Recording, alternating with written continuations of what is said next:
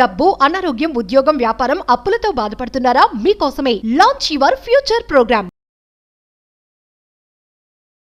Hi hello నమస్తే, welcome back to Suman TV. Present మనతో పాటు ఉన్నారు 25 years నుంచి అమెరికాలో ఉంటున్నటువంటి MNC ఎగ్జిక్యూటివ్ వీరభద్రరావు గారు. సార్తో మాట్లాడతాం. నమస్తే సార్. నమస్తే అమ్మా. ఇప్పుడు ఏదైతే ఈ వివాదం ఉందో సార్, మరి దీని ఇంపాక్ట్ గోల్డ్ పైన కూడా పడింది, దానివల్ల గోల్డ్ ప్రైసెస్ కూడా బాగా పెరిగిపోతున్నాయని చెప్పేసి ఒక టాక్ అయితే నడుస్తుంది. అది ఎంతవరకు నిజం అంటారు? దీనికి అంటే గోల్డ్ అనగానే మీకు ఎప్పుడు కూడా గోల్డ్ ప్రైస్ పైకి వెళ్ళడానికి స్టాక్ మార్కెట్ పెర్ఫార్మెన్స్కి కనెక్షన్ ఉంటుంది. అలానే గ్లోబల్గా ఏ మేజర్ డిస్టర్బెన్స్ వచ్చినా స్టాక్ మార్కెట్స్ షేక్ అయిపోతూ ఉంటాయి, గోల్డ్ ప్రైస్ పైకి వెళ్తుంది. సో ఇది ఒక వార్ కదా, అండ్ ఒక వార్ ఇది course this may turn into third world war. War అనే అంటారు సార్, దీనికి కొంతమంది వార్ కాదు అంటున్నారు. ఇది ఒకవేళ మిగిలిన శక్తులు వచ్చి వెనజువేలాని సపోర్ట్ చేయడం మొదలుపెట్టాయి అనుకోండి, అప్పుడు ఆటోమేటిక్గా America versus some other countries, ఇది ఎక్కడికి వెళ్తుంది అన్నది ఎవరు మనం ప్రెడిక్ట్ చేయలేము, చూడాలి. అటు వెళ్ళినట్టయితే ఆటోమేటిక్గా స్టాక్ మార్కెట్ షేక్ అవుతుంది. సో ఇమ్మీడియట్గా మీకు గోల్డ్ మీద గోల్డ్ స్టేబుల్ ఇన్వెస్ట్మెంట్ గోల్డ్ అవుతుంది. సో దాని ప్రైసెస్ పెరుగుతాయని. యాక్చువల్గా ఆల్రెడీ గోల్డ్కు ఉన్న డిమాండ్ ప్రొజెక్షన్ ప్రకారం 2026 ఎండింగ్కి కొన్ని మేజర్ అనలిస్టులు చెప్పేది ఏంటంటే 160,000కి వెళ్తుంది బంగారం అని చెప్పి అంటారు. ఇప్పుడు ఎంత లక్షలో ఉందా? 140,000లో 38 సార్ ఈరోజు మళ్ళీ 60కి వెళ్తుంది అంటారు. 160,000కి. దానికంటే ఫాస్ట్గా మీకు సిల్వర్ ప్రైస్ పెరుగుతుంది. ఆల్రెడీ 2,50,000లో ఉంది సార్ సిల్వర్. అది 4 లక్షలకు అది వెళ్తుంది. ఇవి రెండు కాకుండా త్వరలో మీకు క్యాచప్ అయ్యేవి జింక్ ఒకటి, తర్వాత యురేనియం, అవన్నీ ఎలాగో అవసరమైనవి. సో ఎవరికన్నా తెలివి ఉంటే ఇప్పుడే ఇన్వెస్ట్ చేసుకున్నట్టయితే ఫ్యూచర్స్లో కానీ మెటల్స్లో కానీ. మెటల్స్ యాక్చువల్గా మీకు ఎలక్ట్రిక్ వెహికల్స్లో అవసరం ఎక్కువ ఉంది. ఈ చిప్స్ చేయడానికి ఏదైతే ఎన్విడియా కంపెనీ ఇప్పుడు ఏఐలో ఒక ఊపు ఊపుతుందో, వాళ్ళ చిప్స్కి ఇవన్నీ ఎసెన్షియల్ ఎలిమెంట్స్ అనమాట. దాంతో ఆ విధంగా ఆల్రెడీ డిమాండ్ ఉంది. వార్ వల్ల ఇంకొంత దానికి డిమాండ్ పెరుగుతుంది.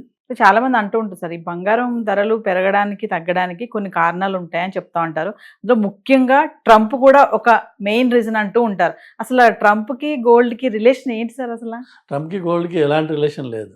ఆయన అందులో ఇన్వెస్ట్ చేయలేదు, ఆయనకి అందులో ఇంట్రెస్ట్ లేదు. అది మార్కెట్ ఫోర్సెస్ మేబీ ఆయన పేరు వాడుకోవచ్చు. ట్రంప్కిను మీకు యాక్చువల్గా చూస్తే బిట్ కాయిన్కి, లేకపోతే అందులో ఏదో మీమ్స్ అని ఏదో ఉంటాయి రకరకాల కాయిన్స్, అది ఎంతవరకు ఏది అందులో నిజమైంది ఏది అబద్ధమైంది అన్నది ఎవరికి తెలియదు. చాలామంది మోసపోయిన వాళ్ళు, నష్టపోయిన వాళ్ళు అందులో ఎక్కువ ఉన్నారు. కానీ అది ఈజీ మనీ, అది ఎవరైనా సరే ఒక ఫ్లోట్ చేయొచ్చు, దానికి పెద్ద రెగ్యులేషన్స్ ఫ్రేమ్వర్క్స్ ఏం లేవు. దాంతో దాన్ని వాడుకుని ఈ రకరకాల రాజకీయ ఫ్యామిలీస్ బాగుపడ్డాయి. దానికి సంబంధం ఉంది. అందులో ఆల్రెడీ ప్రాబబ్లీ $4.5 to $5 billion ఒకే ఒక్క ఫ్యామిలీ సంపాదించారు లాస్ట్ 1 yearలో. అలా కాకుండా ఈ గోల్డ్ అనే దాంట్లో వాళ్ళకి పెద్దగా అది చాలా స్లో. అది ఇదే ఉంది, రాత్రికి రాత్రి $1 trillion సంపాదించే అవకాశం ఉన్న ఇండస్ట్రీ ఏదైతే ఉందో అది మీకు బిట్ కాయిన్. సో ఇంకా చూసుకుంటే మరి రూపీ వాల్యూ పడిపోతుంది, డాలర్ పెరిగిపోతుంది అని చెప్పి వార్తలు కూడా చూస్తున్నాం మనము. పడిపోతుంది అంటే పడిపోయింది. ఎందుకంటే ఆల్రెడీ ఇప్పుడు డాలర్, నేను అమెరికాకి వెళ్ళిన కొత్తలో డాలర్ 2000లో 34 రూపాయలు ఎంత ఉండేది అనుకుంటా, నాట్ రాంగ్. మెల్లిగా అది 47 రూపాయలకు వస్తే మేము ఎంతో సంతోషపడిపోయాం, అబ్బా 50 రూపాయలు వస్తుందని చెప్పి. కానీ ఈ రోజున అది 90 దాటిపోయింది. సో ఒక విధంగా ఏంటంటే అమెరికన్ డాలర్లో అలానే international monetary transactions dollar based అవడంతో, డాలర్ సెంట్రిక్ ట్రాన్సాక్షన్స్ ఉండడం వల్ల డాలర్కి ఆ పవర్ పెరుగుతుంది. దానికోసమనే దాన్ని బ్యాలెన్స్ చేయడం కోసం మన మిగిలిన ఈ 4 కంట్రీస్ అయితే బ్రెజిల్, చైనా, బ్రిక్ కంట్రీస్ అంటాం కదా, వీళ్ళు ఆల్టర్నేట్ డినామినేషన్స్, ఆల్టర్నేట్ కరెన్సీ తీసుకురావాలని చెప్పి ఒక ప్రయత్నం చేస్తున్నారు. అయితే ఆల్రెడీ ట్రంప్ వాళ్ళకి ఒక వార్నింగ్ ఇచ్చాడనమాట. ఒకవేళ మీరు అది ఆ ఇనిషియేటివ్ ఫర్దర్ తీసుకువెళ్తే మీ అందరి మీద టారిఫ్ చేస్తాను 100%, 200% అని చెప్పి వార్నింగ్ ఇచ్చాడు ఆయన. అది ఎంతవరకు వెళ్తుంది అనేది మనకి తెలియదు. బట్ డెఫినెట్లీ ఒక ప్రయత్నం, ఒక కోరిక, ఒక ఆశ ఉంది. బట్ అమెరికన్ డామినెన్స్ దాన్ని ప్రాబబ్లీ చంపేస్తుందేమో. మీరు అన్నట్టు ఇప్పుడు టారిఫ్స్ అన్నారు కదా సార్, మళ్ళీ ట్రంప్ భారత్ పైన టారిఫ్ వేయడానికి రెడీగానే ఉన్నారనే వార్తలు కూడా మనం వింటున్నాము. అవును.